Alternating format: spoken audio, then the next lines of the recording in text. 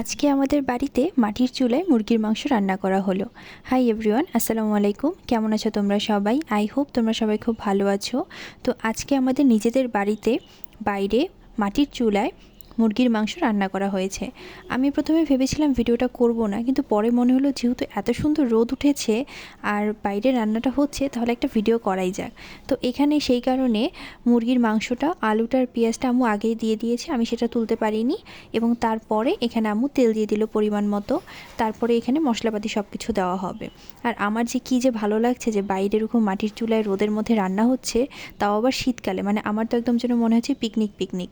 তো এখানে আম্মু তারপরে দিয়ে দিল হলুদ গুঁড়ো, মরিচ গুঁড়ো, এবং মরিচ গুঁড়ো দিয়েছিল আম্মু 2 চামচ, হলুদ গুঁড়ো দিয়েছিল 1 চামচ, সাথে দিয়ে দিল পরিমাণ মতো লবণ। তার সাথে এখন বাকি মশলাগুলো দিয়ে দিবে।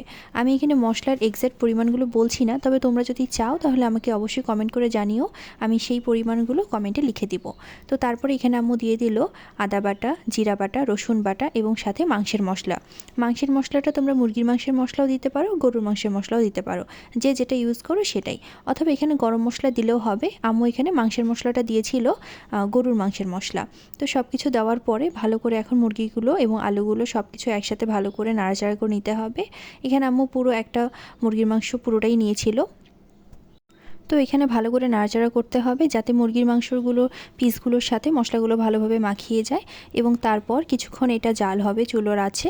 এই যে দেখো কি সুন্দর লাগছে না দেখতে, মানে বাইরে রোদের আলোতে যেন রান্নাগুলো বেশ সুন্দর লাগে দেখতে। আমার তো ভিডিও করতে বেশ ভালো লাগছিল। তো এখানে এই রান্নাটা এখন হচ্ছে, এটা কিছুক্ষণ জাল হবে, তারপর আম্মু এটাতে পরিমাণ মতো পানি দিয়ে দিবে। এই যে আম্মু এটাকে ভালো করে কষিয়ে নিচ্ছে যাতে করে একদম সুন্দরভাবে মশলাগুলো সব কিছু ভালো মতো কষিয়ে নেওয়া হয়। তারপরে এটাতে পরিমাণ মতো পানি দিয়ে দিবে। তো এখানে ভালো করে নাড়াচাড়া করে নিচ্ছে। আর তোমাদের কার কার এরকম বাইরে মাটির চুলায় মাংস রান্না করতে ভালো লাগে এবং সেটা খেতেও ভালো লাগে, আমাকে কমেন্ট করে অবশ্যই জানিও। তো এখানে আজকে রান্না করা হচ্ছে মুরগির মাংস, তবে একদিন ভাবছি গরুর মাংস রান্নারও ভিডিও করব। কি বলো তোমরা, কেমন হবে? তো এখানে এখন দেখতেই পারলে পরিমাণ মতো পানি দিয়ে দেওয়া হলো। আর এই পানিটা কিন্তু ঝোলের পানি না, এই পানিটাতে মাংসটা একটু কষানো হবে, তারপরে ঝোলের পানি আবার আম্মু আলাদা করে একটু দিবে। তো এখানে পানিটা দেওয়ার পর এই যে মাংসটা আস্তে আস্তে কষানো হচ্ছে এবং আস্তে আস্তে মাংসটা রান্না হচ্ছে, তোমরা দেখতে পাচ্ছ।